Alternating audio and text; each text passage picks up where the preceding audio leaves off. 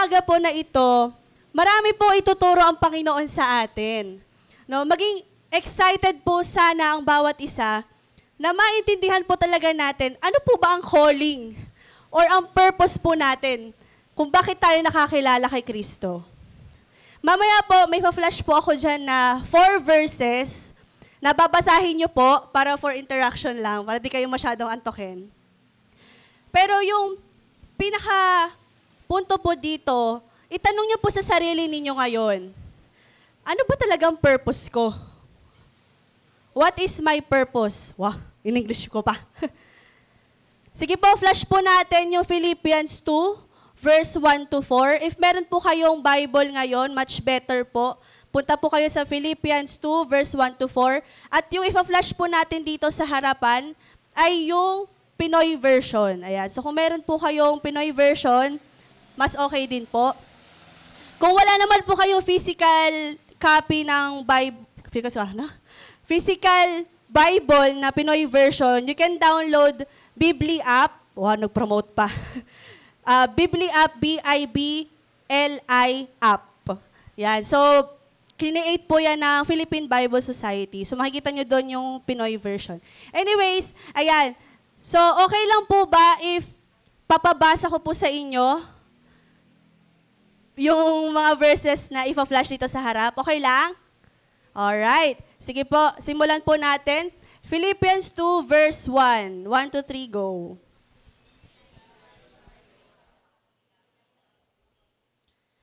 Alright. Ang sabi po dito, isipin nyo ang makakabuti sa ibang tao, hindi lang yung ikabubuti nyo.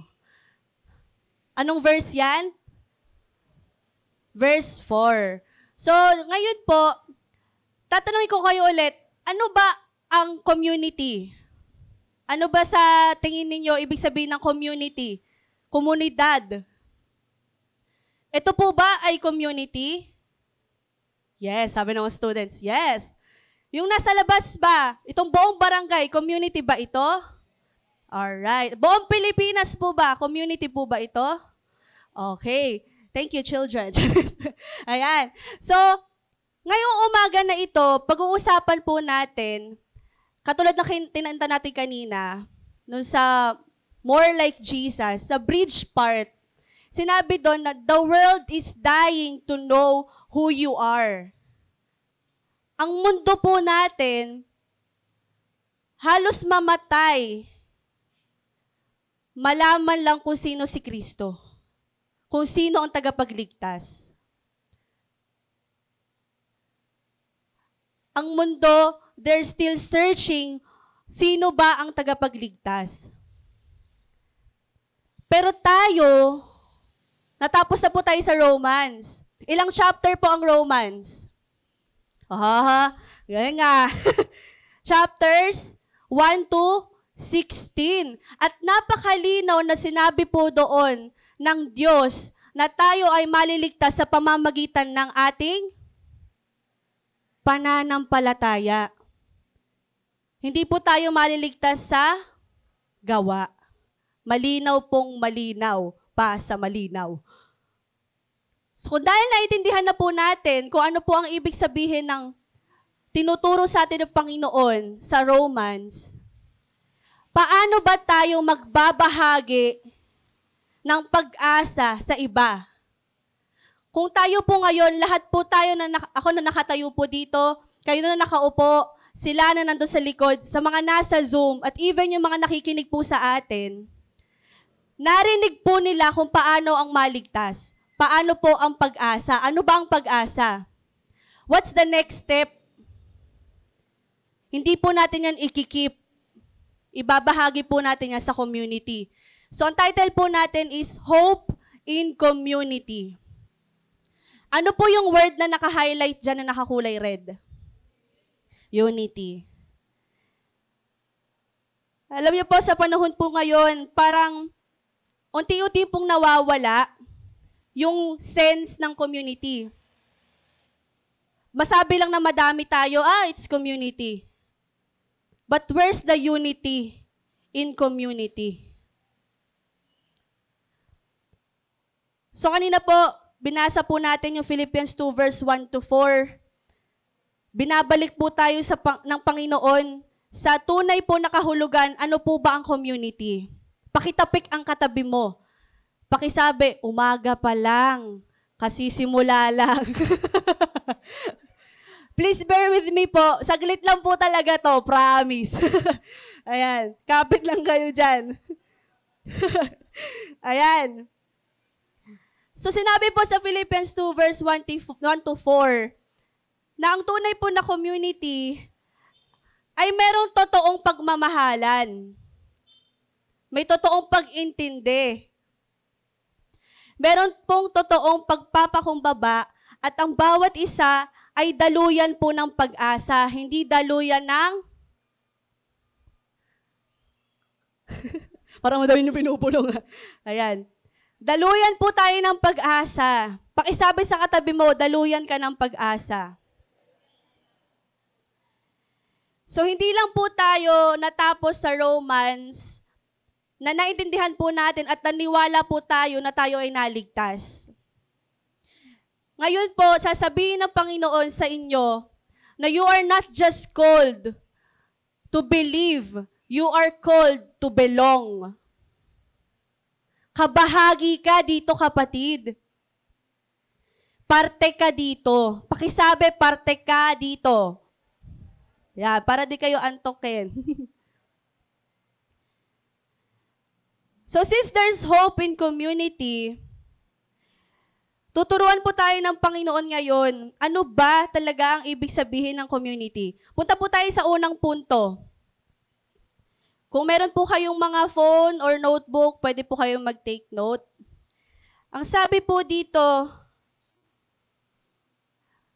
hindi ka nag-iisa. You were created to belong.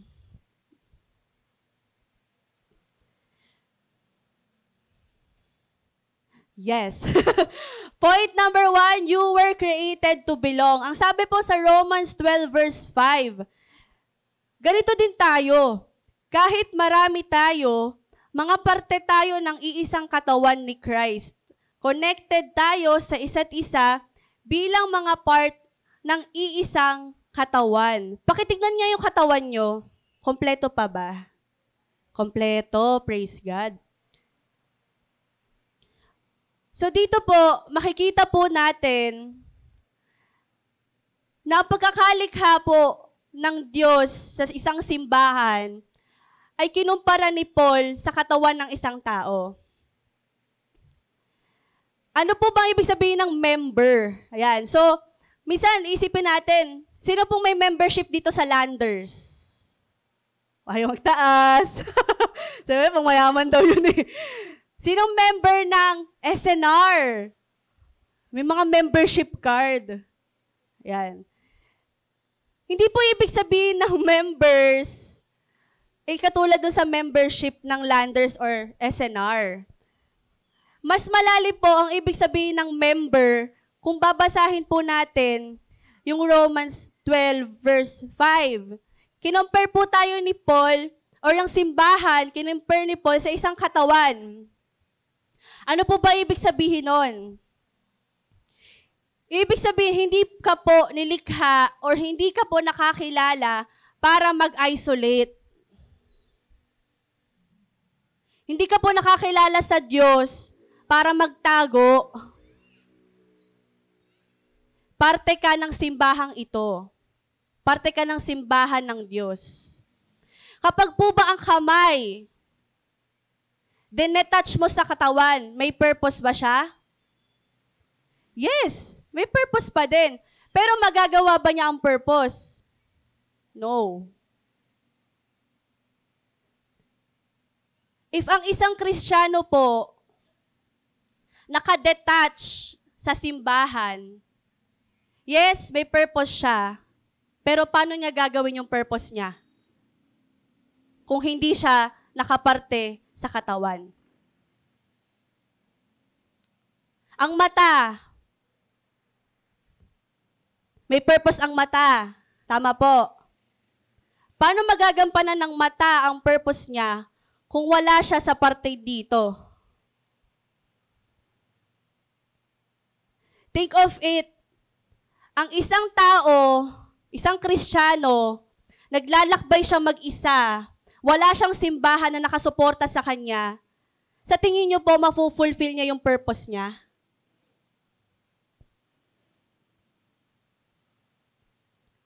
Kung ang isang Kristiyano naniniwala na kaya niyang mabuhay or kaya niyang mag-function as Christian dito sa mundo nang walang simbahan, sa tingin niyo po, mafulfill niya ang purpose niya?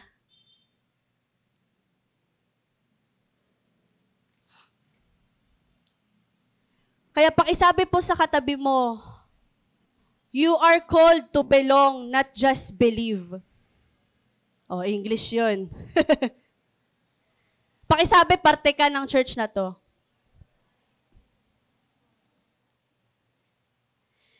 Sa paglalakbay po natin dito bilang Kristiyano, kailangan po natin ng isa't isa. Kailangan mo po ng kasama at kailangan mo maging parte ng simbahan.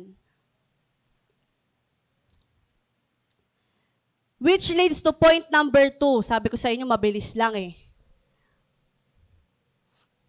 Life is better together. Ano po yung naka-highlight na word? Better. Mas. Sabi po sa Psalms 133 verse 1, ang ganda talaga at ang sayang makita pag ang magkakapatid ay nagkakaisa. Ano po yung highlight na word natin sa community kanina? Unity. Ano pong sabi dyan? Ang ganda talaga at ang sayang makita. But it doesn't mean na unity means uniformity. Ano po ibig sabihin ng uniformity? Pare-parehas.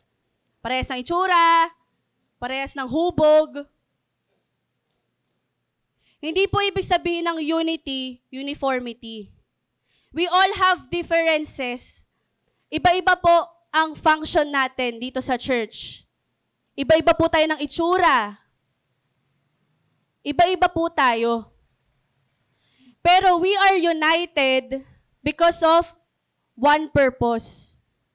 Because of one God. Because of one Savior. And that is unity. So hope grows deeper when life is shared. So hindi tayo tinawag para mabuhay lang sa dilim, para mabuhay sa gilid, or para maging attendee lang. Tinawag po tayo ng Diyos upang ibahagi kung ano yung natanggap natin mula sa Kanya. Ano po bang natanggap niyo mula sa Kanya? Napakadaming bagay. May mga personal po kayo na tinanggap mula sa Diyos. May mga personal po kayong istorya. May mga personal po kayong testimony na pwede nyo pong ibahagi sa iba. That is why life is better together. Napakasaya pong isipin, lalo na po dito sa church, pag nakikinig po ako ng fellowship, may mga kanya-kanya po tayong story sinishare, tama po? Pero ibang klase, yung goodness of God dun sa story. Hindi naha-highlight yung tao. Ang naha-highlight yung ginawa ng Diyos dun sa tao na yon. Which is life is better together. Nakikita nyo po yung other perspective ng life. Pag po namuhay kayong mag-isa, hindi nyo po makikita kung gaano kaganda ang buhay. Kasi makukulong ka sa sarili mong pag-iisip. So if you are going to step out, if you're going to talk, to listen, it is better together. That's why fellowship is important. Ano po ba ibig sabihin ng fellowship? Lagi naman po natin binabanggit yan, no? May youth fellowship. May fellowship daw po yung mga kananayan, mga katatayan. What is the meaning of fellowship? Usap. Kain. Wow. Party na yun. Party yun. Pero it's much deeper than that. Hindi lang po ito basta-bastang usap lang. Na they're sharing some stories, they're sharing some situations sa buhay. Fellowship is better kapag smaller group lang. Hindi ko po sinasabing masama yung fellowship na kasama yung buong youth, buong nanay, buong tatay. It's okay lang din po. Mas mahalaga lang po talaga if smaller group. Bakit? Pag smaller group, mas intimate yung usapan. Mas maraming time. At konti lang yung makakarinig kung may confidential man na information. Sino po ditong may kaagapay? Hala. Sino pong may life group?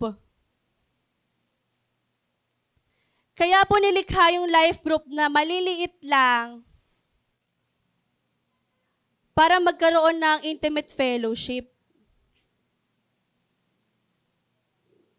Masaya po pag marami. Totoo po yun. Masaya yun pag marami.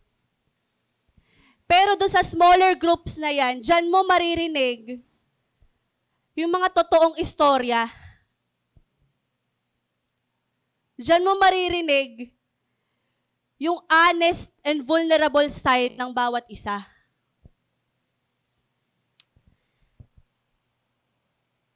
Real fellowship happens when people get honest about who they are and what is happening in their lives. That's the real fellowship, guys.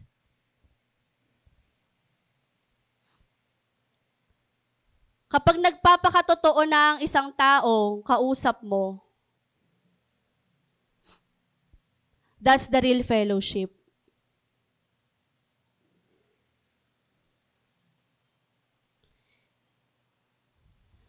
Kaya sinasabi po sa atin ng Panginoon, dito po sa simbahan, marami po tayong mga ma-encounter na iba-ibang klaseng kwento.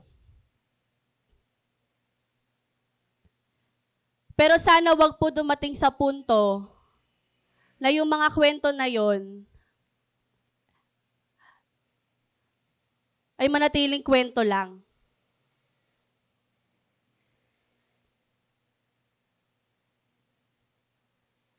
Sana po pagka dumating po yung punto na maging honest po ang bawat isa. Lawakan natin yung perspective natin. Meron po kasing mindset sa isang simbahan, hindi naman po yun dito sa Mighty One. Pero usually kasi na nababasa ko sa social media, ayaw nilang umattend ng church. Kasi ang sabi nila, gusto lang nilang magsuot ng maskara. Hindi nila kayang magpakatotoo. Dahil mapanghusga daw ang mga tao sa simbahan.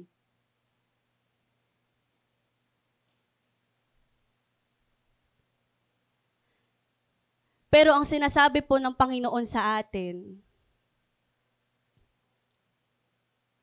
we need to be honest. We need to be authentic. Hindi mo kailangan magpaka jabawokis. May maskara. Alam ko po sa inyo ngayon, praise God kasi nandito po kayo. Pero alam ko po na hindi po lahat sa atin dito ay okay. Isang linggong bakbakan yan nang makarating kayo dito. Pakitapik nga yung katabi mo, pakisabi, salamat nandito ka. Napakadaming situation sa atin na minsan isipin natin, wag na lang kaya akong magsimba, hindi kasi ako okay eh. Wag na lang akong magsimba kasi nandyan si sister, si brother eh.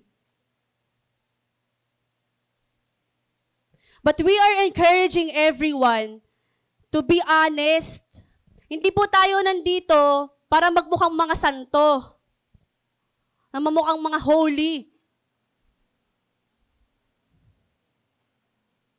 Nandito po tayo kasi kailangan natin ng Panginoon. Kailangan natin ng Diyos. At kailangan natin ng fellowship.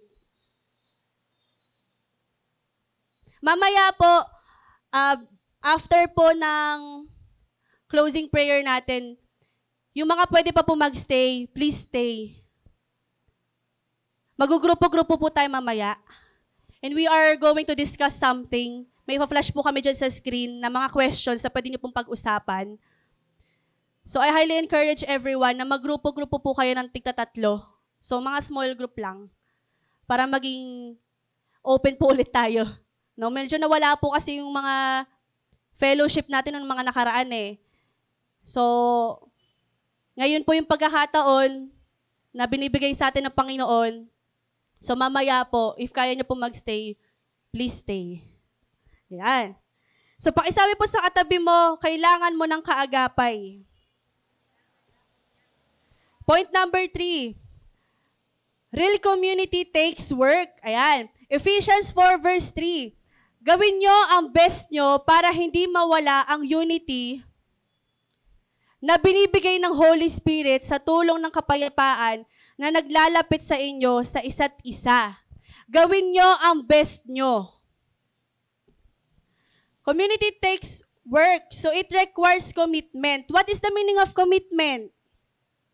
Sa mga mag-asawa po, nag-commit po ba kayo sa asawa nyo? Hala. Nag-commit po ba kayo sa asawa nyo? Alright. So, ang ibig sabihin po niyan, through thick and thin. For better and for worse. And the worstest. So, ang community po, nire-require din po niya yung commitment. Not just convenience. Kaya sabi dun gawin nyo ang best nyo. Extend nyo yung pasensya nyo. Palawakin nyo yung pag-iisip nyo. Mag-extend kayo ng effort. Kahit pangit yung nakikita nyo sa isang tao, kailangan mong intindihin. Kasi kahit ikaw, may kapangitan ka rin naman.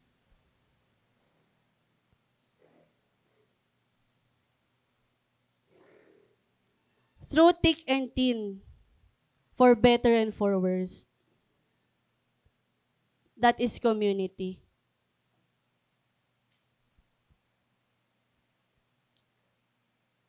So, kailangan mong piliin ang relasyon mo sa ibang tao kahit mahirap, kasi ang tunay na samahan, pinaninindigan at hindi tinatalikuran. Pakisabi sa katabi mo, paninindigan kita.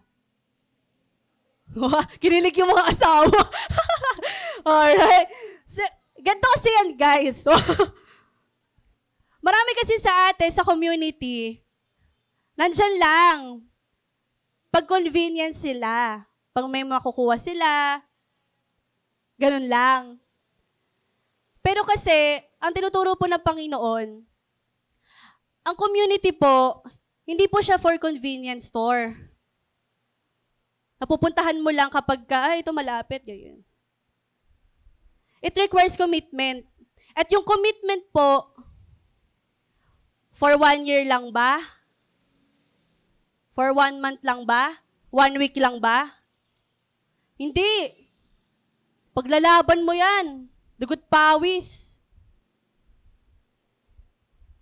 Kaya kung sino man po yung mga katabi nyo ngayon, pakitignan.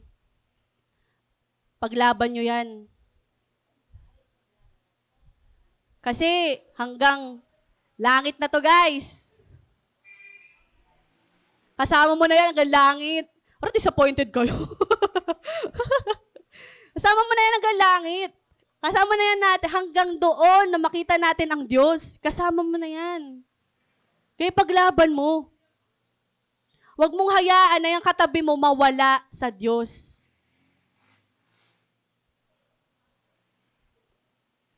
Pero hindi naman po natin sinasabi dito na, ang perfect ng church, paglalaban daw ako. May mga conflict pa din po. Sa totoo lang, sobrang dami. Minsan may mga silent conflict pa nga. Pero paano pa natin yun i-face? Meron po tayo 5 bagay dito. Wala po yan sa PowerPoint. Makinig na lang po kayo. 5 bagay. Honesty. Pakisulat. Kung gusto nyo magsulat or mag-type. Honesty, humility, courtesy, confidentiality, and frequency. Ano po yung una? Honesty. Very good. Sa honesty, hindi po ibig sabihin na pag nagsabi ka, naging prangka ka, kailangan mong haluan ng rudeness. Honesty doesn't mean rudeness. Marami po kasi sinasabi ngayon na, napaka-ano mo naman, napaka-prangka mo naman. Baka rude lang siya. Hindi talaga siya prangka. Rude siya. So sana maintindihan niyo po yung difference ng honesty sa rudeness. Lalo na po dito sa church. Mahalaga po kung paano nyo sasabihin. Masakit na nga eh. Tapos hahaluan mo pa ng rudeness. Mas masakit yun. Alam niyo po kaya maraming umaalis sa simbahan. Hindi naman po intensyon ng mga kapatid natin na ipagduldukan sa kanila yung mga ginagawa nila eh. Pero dahil sa way ng pagsabi, iba ang dating doon sa sinasabihan. Kaya pinapaalala po sa atin ng Panginoon, be honest, pero huwag maging rude. Para yung sugat na binulburan mo ng asin. Masakit. Kasi totoo lang po, masakit na yung katotohanan eh. Pero yung how you say it, nandun po yun. Mararamdaman po dapat ng tao na yun na you care at importante sila sa inyo. Next, ano po yung pangalawa? Pakitapik yung katabi mo. Yung nasa likod mo. Wala nasa likod ko. Humility. Ano ba ibig sabihin ng humility?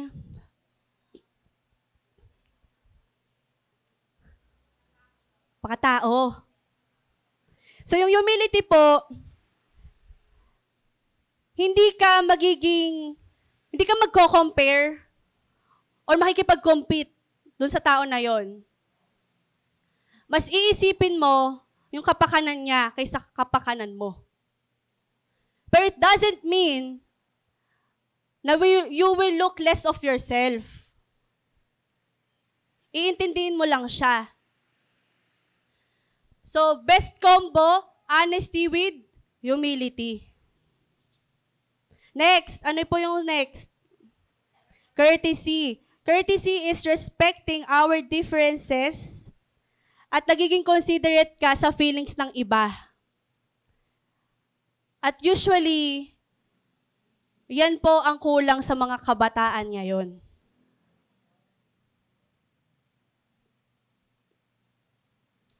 Pinaglalaban nila ang tama.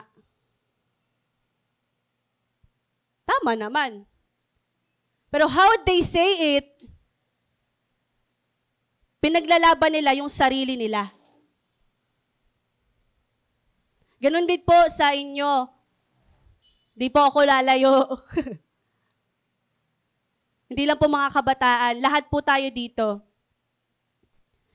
Kapag may ipaglalaban po kayo, siguraduhin nyo po na pinaglalaban nyo yung tama at hindi ang sarili nyo.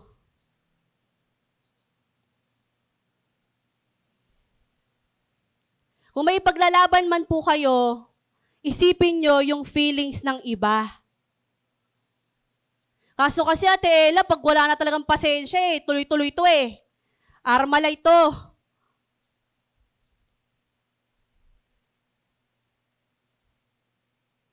Pero you need to be courteous. Isipin mo din yung iisipin niya. Isipin mo rin yung feelings niya. Pakisabi sa katabi mo, isipin mo rin naman ako. Wow.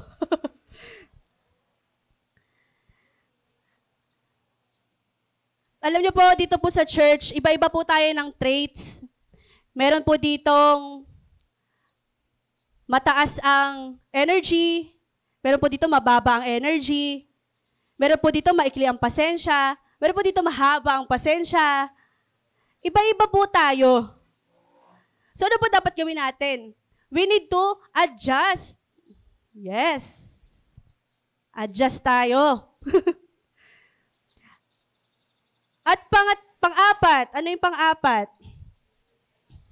Confidentiality. Kapag po may nag-share po sa inyo ng confidential information, sasabihin nyo po ba sa iba?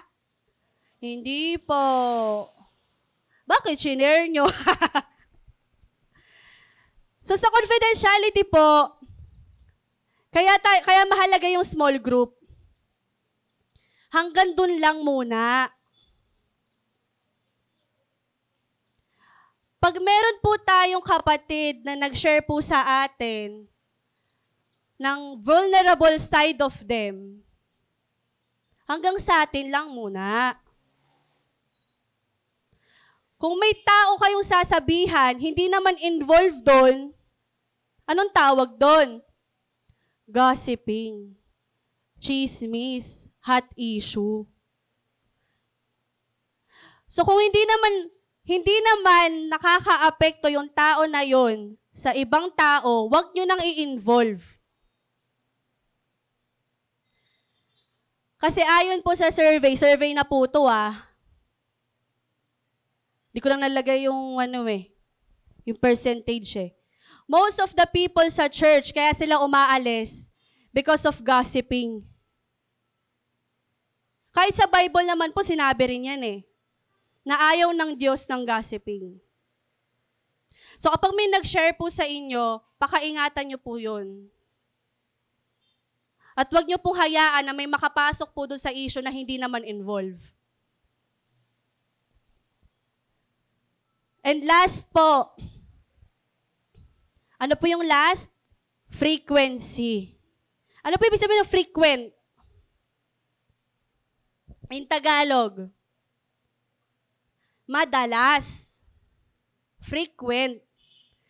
So, hindi lang po sana tayo nagfe-fellowship every Sunday. Sana nga po, kung loloobin po talaga ng Diyos na magkaroon po tayo ng open schedule talaga, i-take advantage po natin yung mga ganon. We need to be frequent. Kung gusto nyo po na lumalim ang relasyon natin sa isa't isa at magkaintindihan po tayong lahat dito, we need to be frequent, consistent. At paano po mangyayari yon? Again, we need to adjust. Number 4.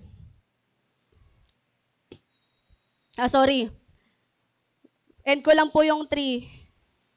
Unity is the soul of fellowship. Destroy it and you will rip the heart out of Christ's body. So once na hindi na po tayo nag-unite, pag once po na hindi na po tayo nagkakaintindihan sa church, yun na po yung time na nade-destroy na ang simbahan. Kaya ingatan nyo po yung katabi nyo. Number 4, when things go wrong, we reconcile. Romans 12, verse 8, hanggat kaya nyo, pakisamahan nyo ang lahat ng tao. Grabe naman, Lord. Lahat talaga. Hanggat kaya nyo, pakisamahan nyo lahat ng tao. Nakakairita kasi siya. Di man lang siya nagsosorry. Ba't ako lalapit? Di nga siya lumalapit eh.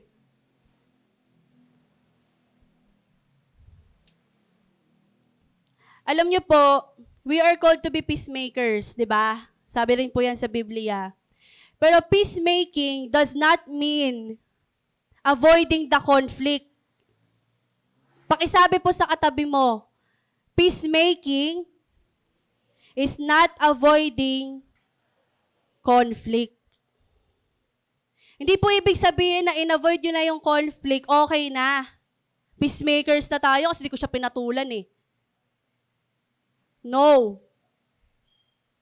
You need to confront that conflict.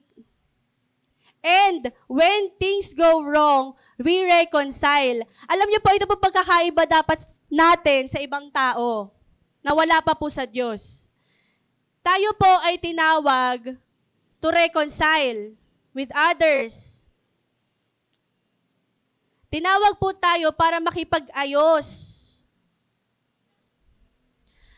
So kung nasa punto na po talaga kayo ng buhay ninyo na naiintindihan nyo na kung bakit po kayo niligtas ng Panginoon, makipag-reconcile po kayo sa mga karelasyon nyo dating nasira.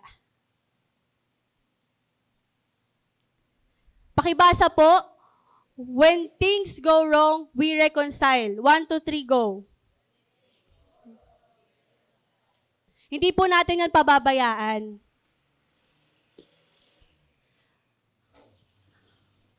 Paano po ba tayo makikipag-reconcile? Unang punto po dito, of course, you must talk to God. Huwag kang sasabak nang hindi ka nakikipag-usap sa Diyos. Kasi ang tendency, mas lalala. Makipag-usap ka muna sa Diyos. Pangalawa, wala po yan sa PowerPoint. Pangalawa, God expects you to make the first move. Huwag mo nang antayin na yung tao pa na yun yung lalapit sa'yo. Ikaw na yun. Pakisabi sa katabi mo, ikaw na yun. Hayaw. Pangatlo, use your ears, not your mouth. Ano po ibig sabihin nun? Pakinggan mo muna bago ka magsalita.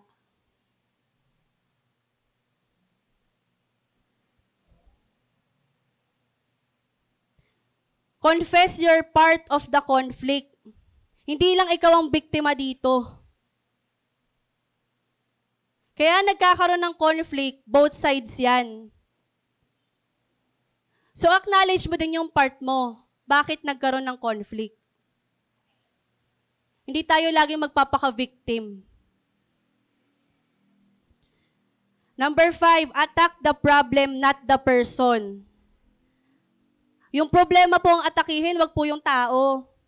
Tendency po kasi, laging nangyayari, ibabalik mo pa yung mga nangyari nung nakaraan. Ipang-aatake mo doon sa tao na yon. At last, focus and reconciliation, not on resolution. Mas mahalaga po ang relasyon kaysa sa pagiging tama o malutas po ang issue. Yung resolution po, hahanapin mo kung ano yung tama at sino yung mali. Pero pag nakipag-reconcile ka, hindi na yun yung focus mo. Ang focus mo, kayo na. Tayo na. Yung relasyon natin. Yun ang focus. The Bible tells us that our love for each other is our greatest witness to the world. Hindi po sinabi dito, ipaglaban mo kung ano yung tama. Ang sabi po dito, our love for each other, ipaglaban mo yung pagmamahalan nyo, ipaglaban nyo yung relasyon nyo. Kaya kanina pa po natin sinasabi, ipaglaban mo yung katabi mo.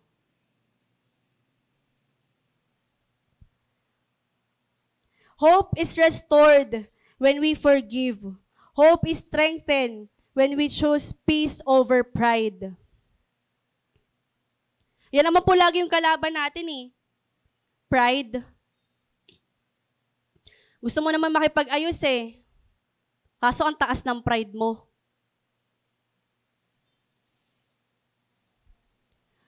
So first, talk to God.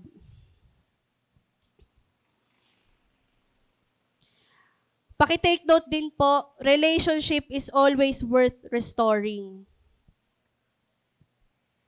Mas mahalaga po ang relasyon po natin sa ibang tao.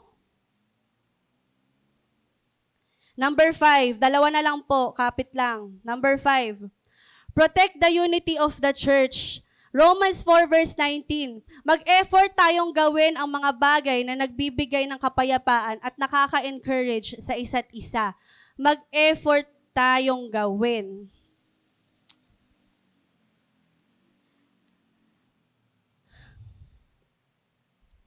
Ang simbahan po, hindi po ito isang lugar lang.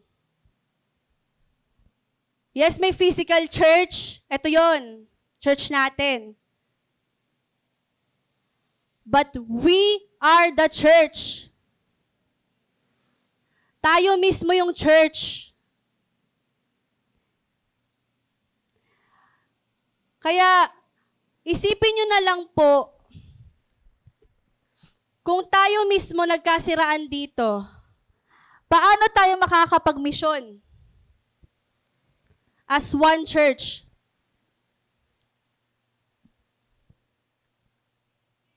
Kaya iwasan po natin yung inggit.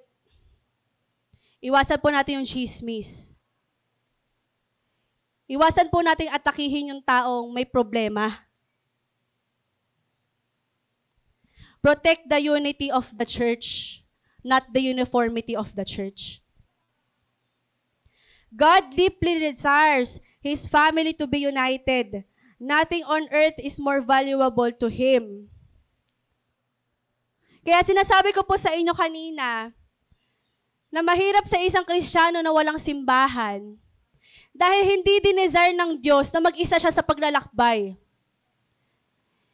Hindi desire ng puso ng Diyos na maglakbay kang mag-isa.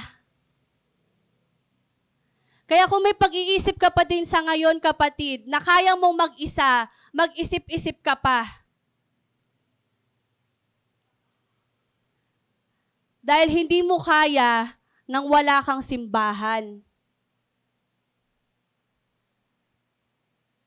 Number 6, last na po ito, pakitapik yung katabi mo.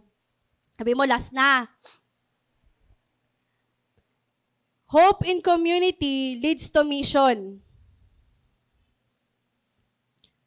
John 13 verse 35, kung mamahalin nyo ang bawat isa, malalaman ng mga tao na disciples ko kayo. So ano yung evidence na disciple kayo ni Jesus?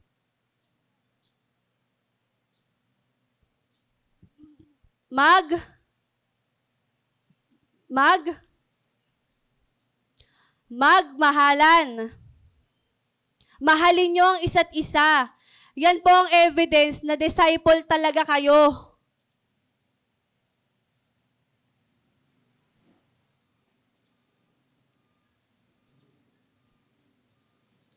Again, mahirap pong magmisyon kung sa loob mismo ng simbahan, hindi tayo nagmimisyon. Kung di maayos yung simbahan, hindi maayos ang pagmimisyon natin sa labas.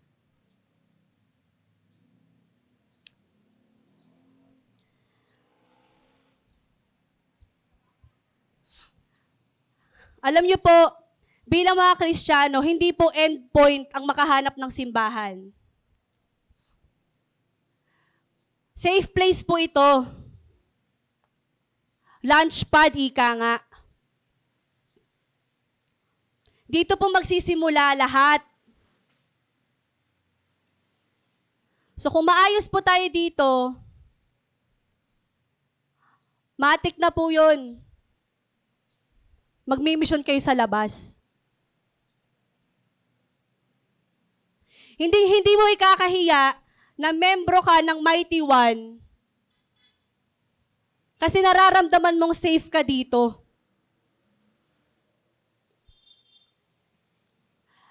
Kapag alam mong yung kapatid mo, yung mga taong minamahal mo na wala pa sa Diyos, alam mong safe ka dito, anong gagawin mo? Dadalin mo yan dito. Kasi safe sila dito. At di mo hahayaang masira yan sa labas. That's mission. Minsan nga pag sinasabi, missionary ka ba? Sila lang bang missionary? Hindi lang sila. Lahat tayo dito, missionary. Pag once na natagyap nyo na po yung kaligtasan, missionary ka na. Kasi naintindihan mo na. Alam mo na sa sarili mo na kailangan mong mag-mission para rin sa iba. Huwag nyo na pong antayin na padala kayo ni Pastor sa London, sa Germany, sa Korea, sa Japan, sa Thailand. Huwag nyo na pong antayin. Although, baka naman, pero huwag nyo na antayin. Kasi sa paligid nyo pa lang po, sa buhay nyo pa lang po, ang dami nang nangangailangan ng pagliligtas. Ang daming nangangailangan ng pag-asa. Ang daming nangangailangan ng pag-aayos ng Diyos.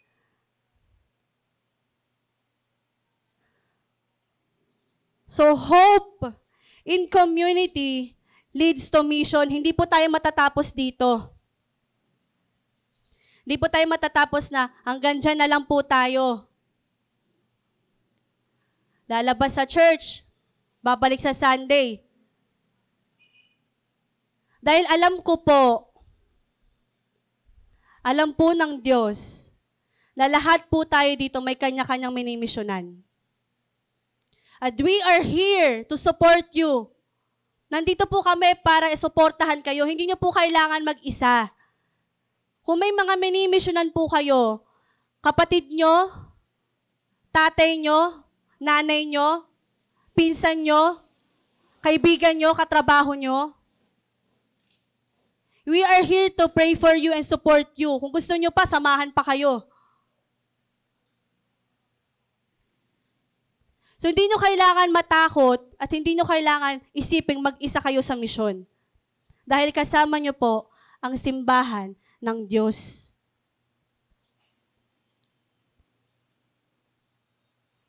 Sa ating pong pagtatapos, gusto ko lang po ipaalala sa bawat isa na yung natapos po nating series, hindi po lang yan sa pagiging saved. You are here to belong. Pwede po tayong tumayo.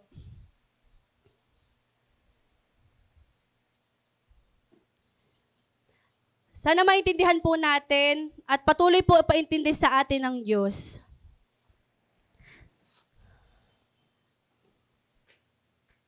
That the world is dying to know Christ.